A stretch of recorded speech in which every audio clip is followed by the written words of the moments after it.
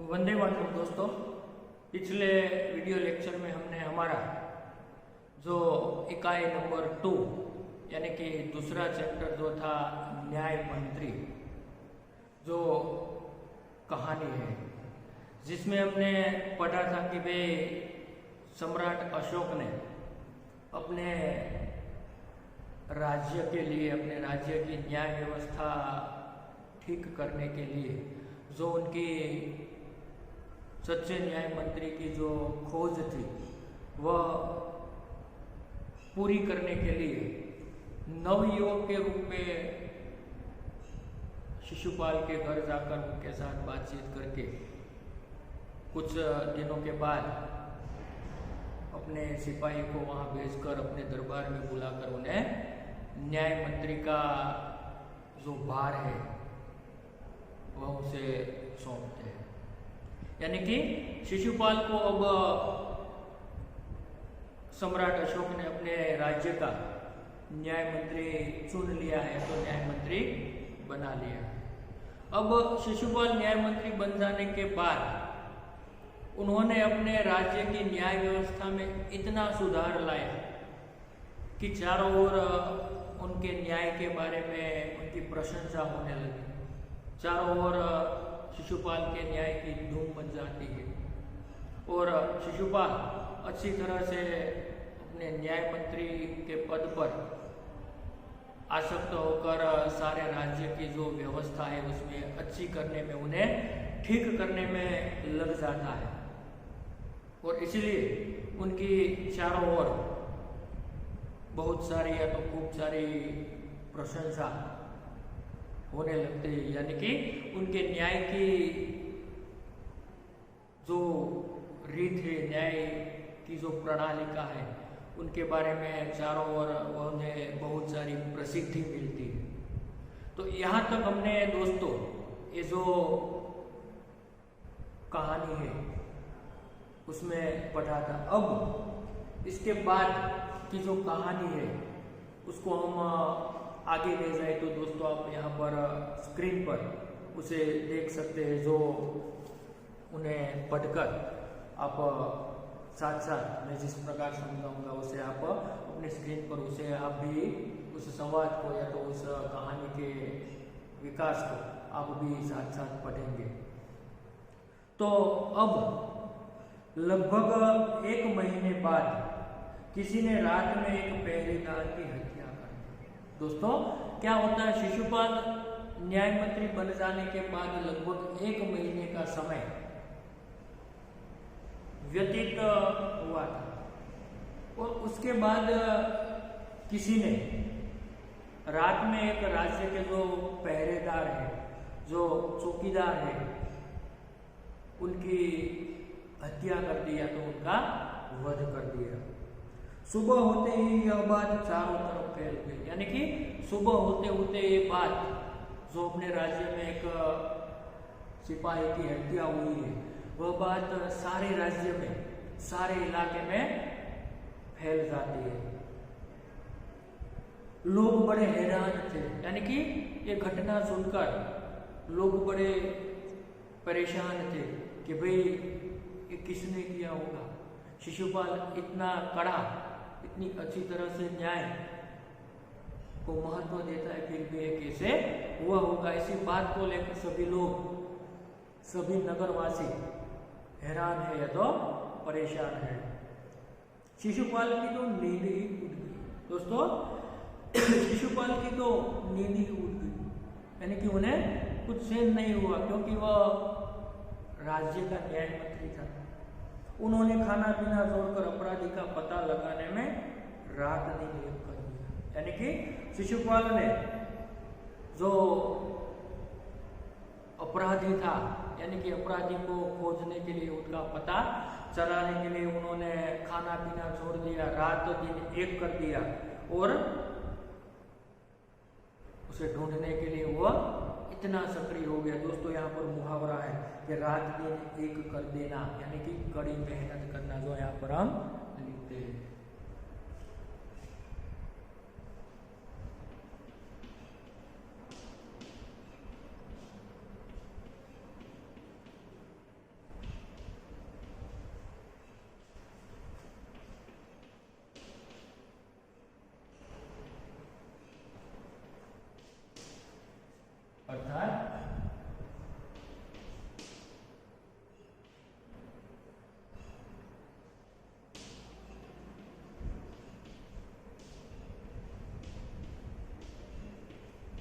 कड़ी मेहनत की।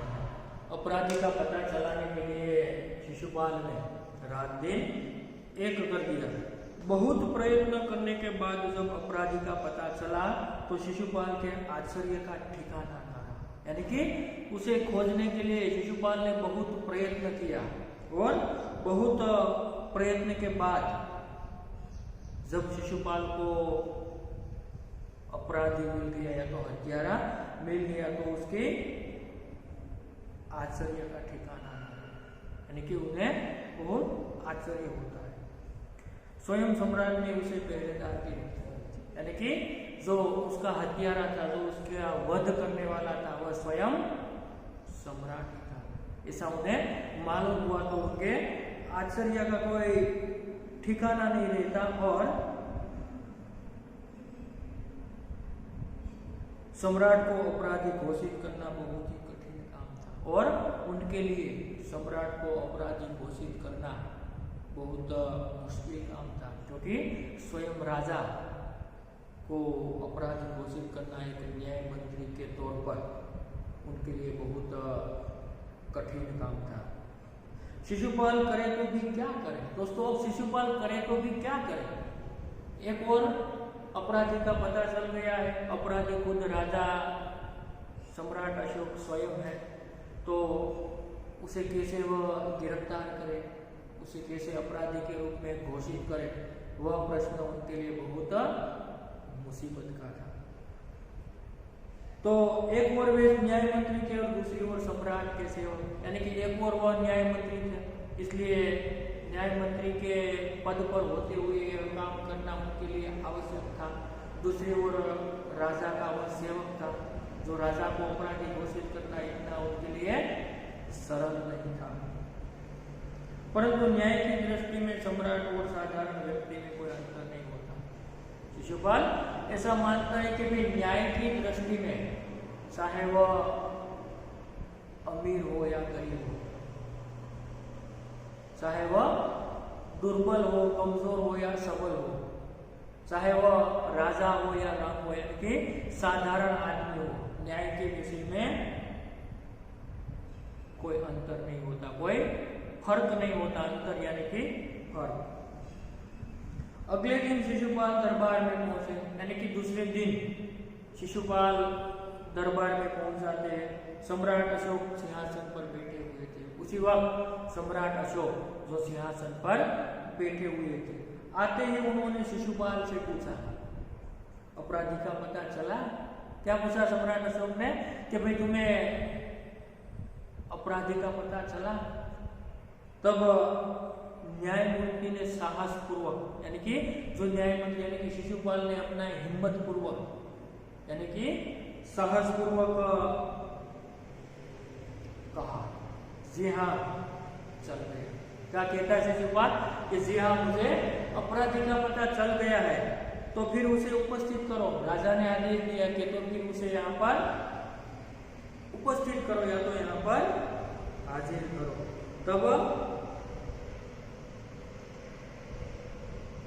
न्यायमंत्री कुछ रुके, न्यायमंत्री कुछ समय तक रुक जाते हैं, फिर अपने उच्च अधिकारी को संकेत करते हुए बोले, फिर अपने जो अधिकारी थे उन्हें संकेत यानी कि इशारा करते हुए कहते, धनवीर इन्हें गिरफ्तार कर लो, मैं आज्ञा देता हूँ। क्या कहता है कि भाई तुम उन्हें गिरफ्तार कर लो, उसे पकड़ लो, ये मेरी आज्ञा है या तो मैं तुम्हें आज्ञा देता हूँ। ऐसा संकेत अपने सैनिकों को, धनवीर को, जो बहादुर सैनिक है, जो अधिकारी है, उन्हें वह कहता है।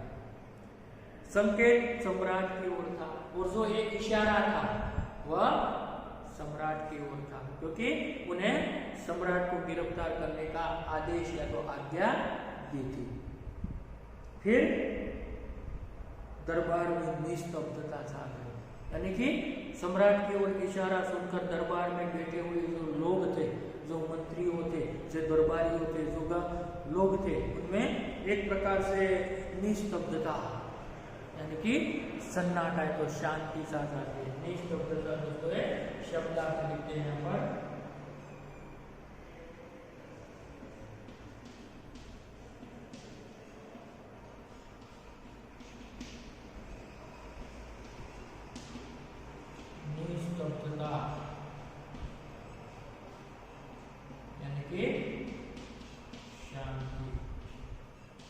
आदेश सुनकर सारे दरबार में एक प्रकार से शांति सा जाती है और सम्राट का चेहरा क्रोध से लाल हो गया। इसी वक्त सम्राट का चेहरा क्रोध से लाल हो गया, यानी कि सम्राट को गुस्सा आया, उन्हें बहुत क्रोध उत्पन्न हुआ, यानी कि सम्राट का चेहरा क्रोध से लाल हो गया। वे सिंहासन से खड़े हो गए, यानी कि अपने सिंहासन से सम्राट खड़े हो जाते हैं और बोलते इतना साहस है, क्या कहते कि भाई इतनी हिम्मत, इतना साहस। न्यायमंत्री ने ऐसा भाव प्रकट किया जैसे कुछ सुना ही नहीं। ये सुनकर शिशुपाल ने, यानी कि न्याय मंत्री ने ऐसा अपने मन का भाव व्यक्त किया जैसे कि उन्होंने कुछ सुना ही नहीं। फिर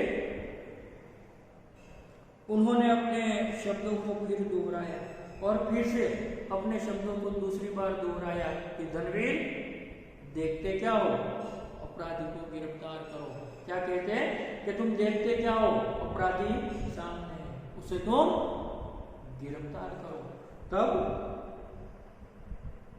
दूसरे ही क्षण सम्राट के हाथों में हथकड़ी पड़ गई, यानी कि दूसरे ही क्षण सम्राट के हाथ में हथकड़ी पड़ जाती है, यानी कि सम्राट अशोक को गिरफ्तार कर लिया जाता है। न्यायमंत्री ने कहा अशोक तुम पर पहरेदार की हत्या का आरोप लगाया जाता है। क्या कहते हैं शिशुपाल राजा को कि भाई तुम पर इस सिपाही की हत्या का आरोप लगाया जाता है, तुम इसका क्या उत्तर देते हो? तुम इसका क्या उत्तर देते हो? मैं तुम्हें इसका अपराधी मानता हूं, तुम्हें इसका आरोप लगाया जाता है। तब सम्राट होठ काटकर रह जाता है, यानी कि उसी वक्त सम्राट होठ काटकर रह जाता है। इसलिए जो ये दोस्तों मुहावरा है, होठ काटना यानी कि शोक प्रकट करना या तो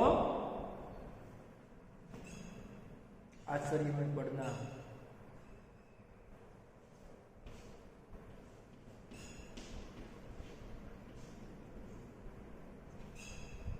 होठ काटना,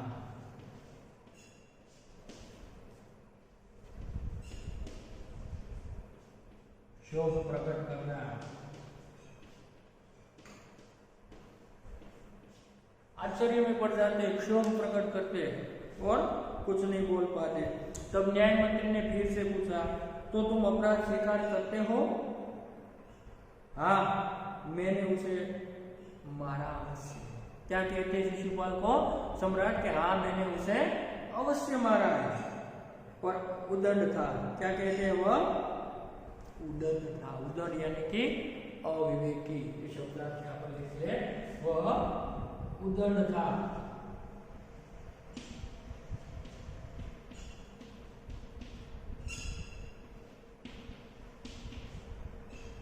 यहाँ मैंने मारा उसे अवश्य है, पर वह उदंड था, इसलिए मैंने उसे मारा है। सम्राट का उत्तर था कि भाई वह उदंड था, अविवेकी था। तो सामने से कहते वह उदंड था या नहीं, तुमने एक राज कर्मचारी की हत्या की है, यानी कि वह जैसा था वैसा उदंड था, अविवेकी था, पर तुमने एक राज कर्मचारी की हत्या की है, तुम अपराधी हो, तुम्हें मृत्यु दंड दिया जाता है, यानी कि तुम अपराधी हो या तो तुम गुनहगार हो, तुमने एक गुनाह किया इसलिए तुमने मृत्यु दंड की सजा दी जाती है। ऐसा न्याय मंत्री ने अपना निर्णय दिया। इसी वक्त सभा में सन्नाटा छा गया। ये सुनकर न्याय मंत्री का ऐसा कठोर निर्णय सुनकर, जो स्वयं राजा को मृत्यु दंड की सजा दी जाती है, ऐसा सुनकर पूरी सभा में शांति सा जाती है, तो सन्नाटा सा जाता है। न्याय मंत्री का निर्णय सुन सम्राट ने सिर झुका लिया, यानी कि ये न्याय मंत्री का निर्णय सुनकर सम्राट यानी कि अशोक ने अपना सिर झुका लिया। लज्जित होना दोस्तों मुहावरा है, सिर झुकाना यानी कि लज्जित होना।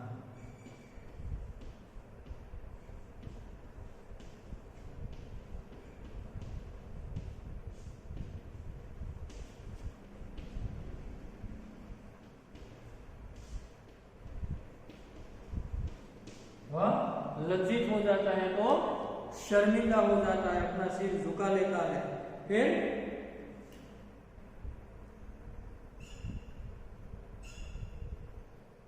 वे तो स्वयं शिशुपाल की परीक्षा में सफल हो गई, यानी कि सम्राट खुद, यानी कि स्वयं सम्राट की, यानी कि जो शिशुपाल की अग्नि परीक्षा में सफल हो गए थे दोस्तों, स्वयं यानी कि खुद या तो पोते।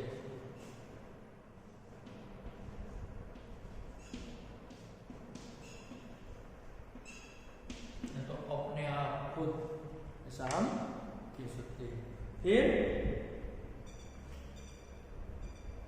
सम्राट का हृदय ऐसे व्यक्ति को पाकर गदगद हो रहा था, यानी कि सम्राट अशोक को ऐसे व्यक्ति, ऐसे निष्पक्ष महान यानी कि श्रेष्ठ न्याय मंत्री को पाकर, उसे प्राप्त करके उनका जो हृदय गदगद हो रहा था। गदगद होना ये दोस्तों एक मुहावरा है, गदगद होना, भाव विभोर होना।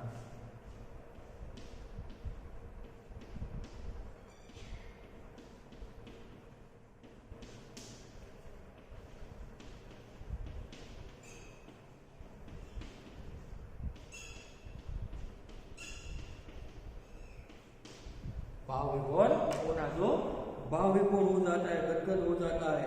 और तभी न्याय मंत्री का संकेत पाकर एक कर्मचारी सम्राट अशोक की सोने की मूर्ति लेकर उपस्थित हो जाता है। तभी न्याय मंत्री का इशारा है तो संकेत पाकर एक कर्मचारी राजा की सोने की मूर्ति यहाँ पर लाकर उपस्थित होता है, तो यहाँ लाकर रख देता है।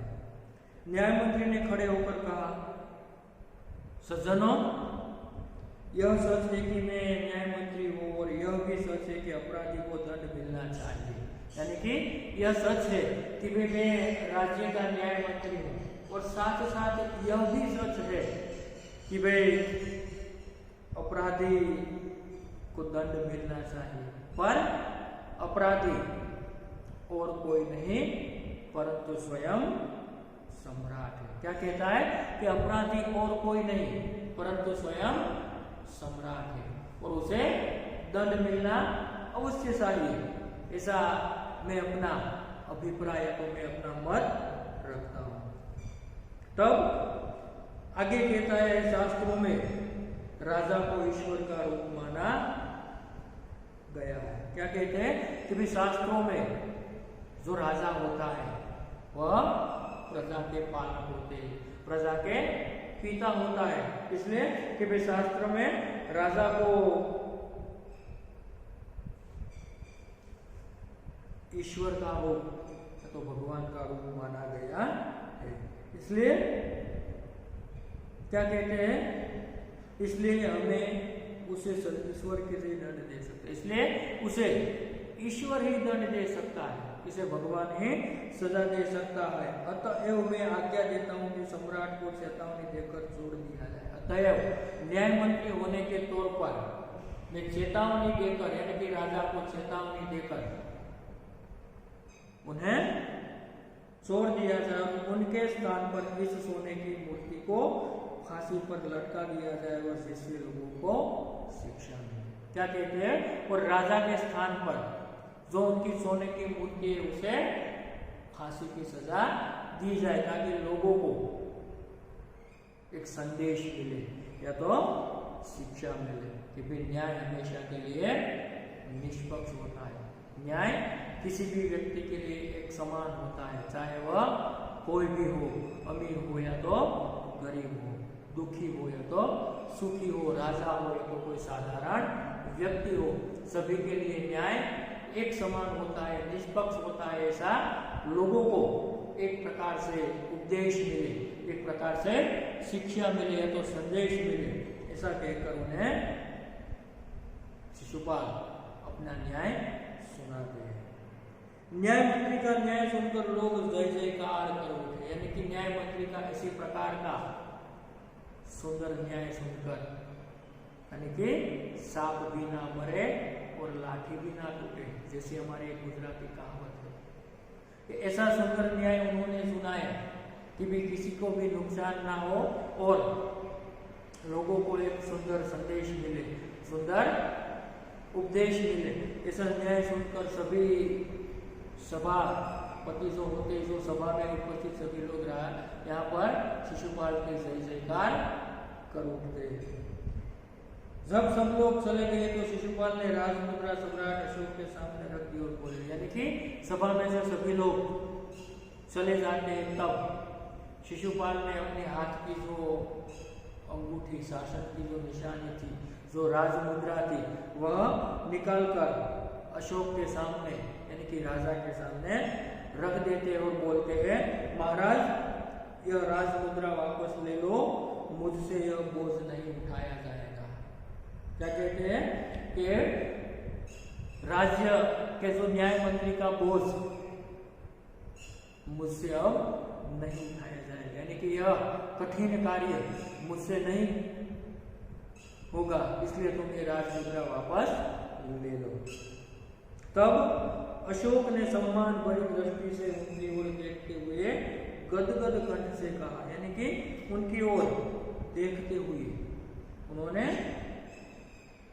गदगद, यानी कि जो हमने यहाँ पर लिखा भाव विभोर कर गदगद कंठ से उन्हें कहा, आपने मेरी आंखें खोल दी है। क्या कहते हैं कि वे आपने मेरी आंखें खोल दी। दोस्तों ये मुहावरा है, सही परिस्थिति समझाना, यानी कि सच्चाई का ज्ञान करा देना।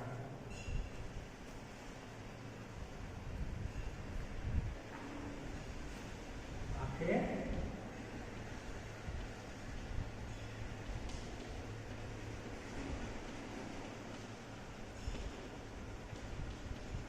सच्चाई का ज्ञान करा देना।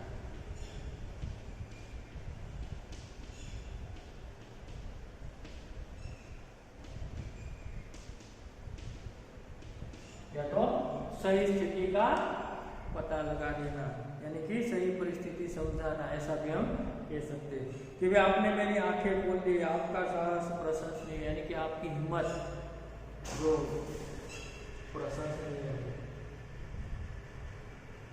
यह बोझ आपके अतिरिक्त और कोई नहीं उठा सकता, यानी कि यह बोझ, ये जिम्मेदारी जो न्याय मंत्री का पद है वह आपके सिवा हुए किसी से नहीं होगा, या तो कोई नहीं उठा सकता। तब न्याय मंत्री निरुत्तर हो गए, यानी कि तब न्याय मंत्री कुछ बोल नहीं पाते हैं और निरुत्तर हो जाते हैं, और स्वयं खुद शिशुपाल ही उसी समय से राज्य के न्याय मंत्री के रूप में उन्हें अपने राज्य की सेवा के लिए रखा जाता है। तो इसी प्रकार यहाँ पर दोस्तों ये जो कहानी है सुंदर रूप से यहाँ पर एक न्याय की निष्पक्षता क्या होती है, जैसे कि मैंने आपको पहले ही बताया था कि ये कहानी खास तौर पर ये नई पीढ़ी के लिए एक प्रेरक कहानी है कि भाई न्याय तंत्र की जिम्मेदारी क्या होती है, न्याय तंत्र क्या होता है, न्याय मंत्री को कैसे अपना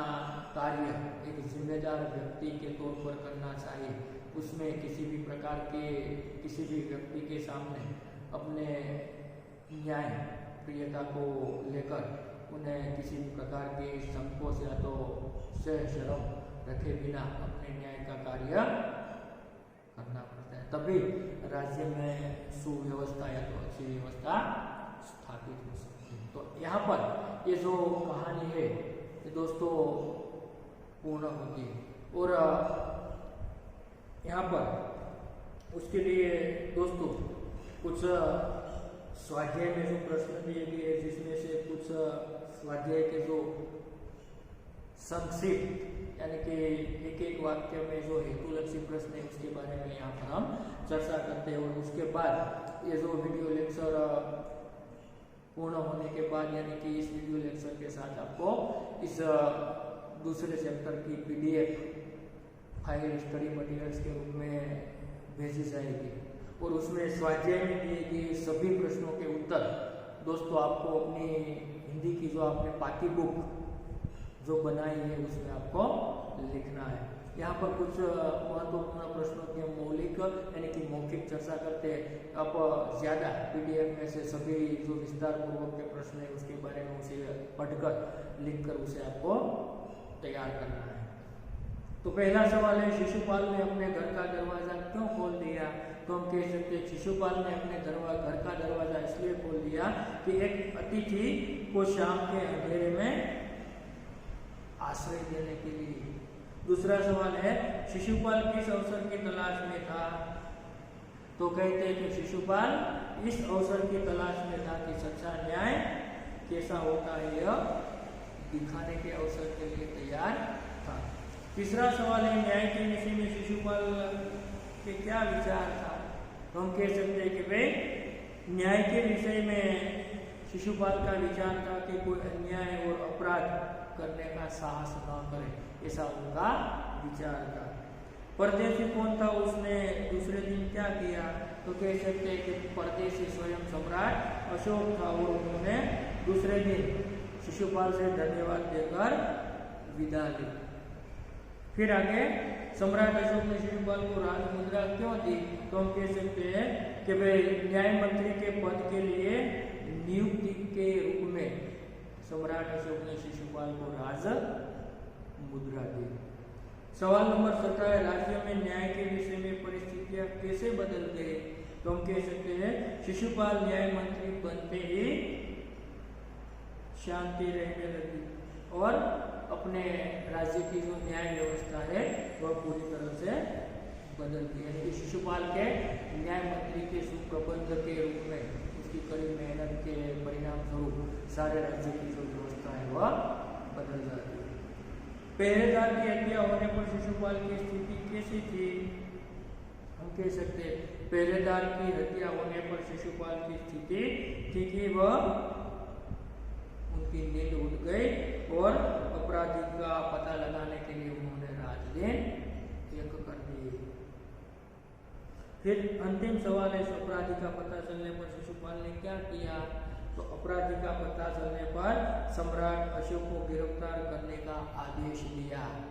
ऐसा हम दोस्तों एक मार्क्स यानी कि एक गुण के सवालों के इसी प्रकार से उत्तर जो दोस्तों एकदम सरल है वह कर सकते। उसके बाद प्रश्न नंबर दूसरा विस्तार पूर्वक है। तीसरा, निम्नलिखित विधान कौन कहता है? उसके बारे में कि यह मेरा सौभाग्य है वह कौन बोलते हैं? कि शिशुपाल परदेशी युवक को कहता है। दोष निकालना तो सुगम है परंतु पूछ कर दिखाना कठिन है। तो कहता है सम्राट अशोक जो यानी कि नवयुवक शिशुपाल को कहता है। ब्राह्मण के लिए कुछ भी कठिन नहीं, मैं न्याय का डंका बजाकर दिखा दूंगा।